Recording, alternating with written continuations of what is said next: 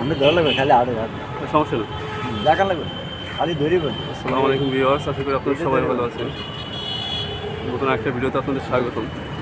আমার এই ভিডিওতে আজকে আমি এই যে খুলনা রেলওয়ে স্টেশনের যে কাঁচামালগুলো আছে অর্থাৎ শুকনো মরিচের যে এইটা আমাদের সাথে আজকে আমি টানবো, অর্থাৎ একটা নির্দিষ্ট সময় পর্যন্ত আমি এই কাজটা করবো।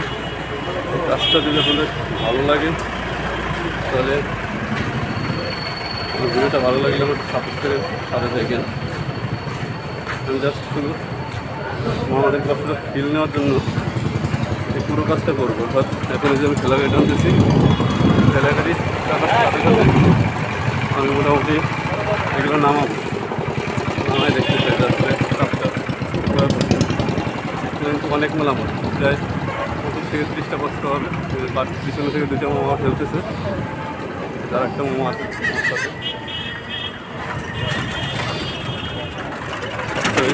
কঠিন রোদের ভিতরে